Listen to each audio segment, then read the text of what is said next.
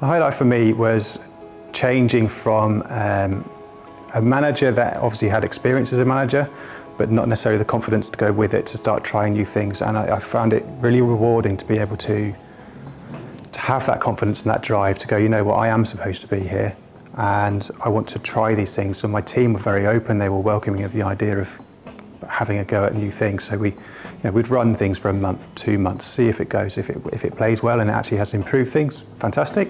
But also understanding when it's not quite right, so we'll go back. And there's no harm, there's no foul in failing or not going where you want to be.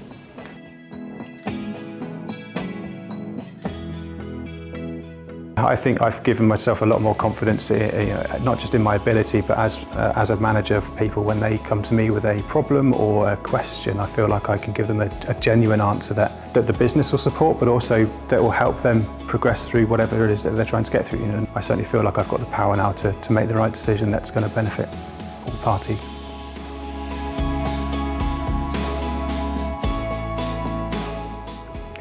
There's been quite a few sort of minor efficiency saving things, really. It hasn't been one massive change. My team are quite open. They're project delivery by trades. They are engineers also by trade, so by their very habit they are quite comfortable with talking through a problem in an open space and getting an opinion from someone else. But it was, I guess, facilitating that in a business environment, saying let's embrace that sort of openness, that comfort to have a conversation and to take criticism in the best possible way and make that one of the reasons that we're successful.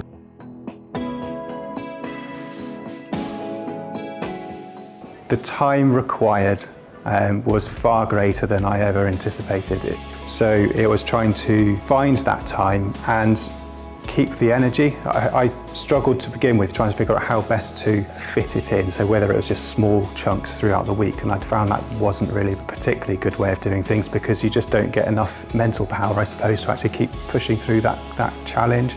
So I had to shift things around, and thankfully my manager and my team were quite supportive to let me move meetings around and accommodate it. And I eventually got to a point where I felt more comfortable. I wasn't using my weekends, I wasn't taking up annual leave all the time just to do learning. I could actually fit it into the day job and I could make it work with the other projects that we're delivering. So I guess it's understanding what that requirement was and actually feeding it into my day job rather than making it completely separate and isolated.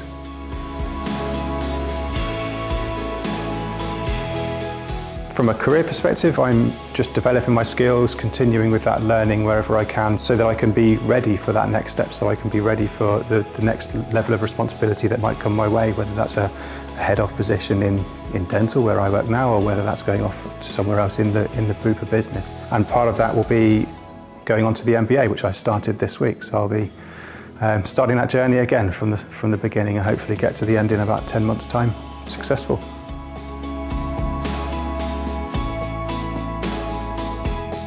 I've got 10 direct reports and a dotted line to a few others, but there are 2 people in my team right now that have just started an aspiring leaders apprenticeship.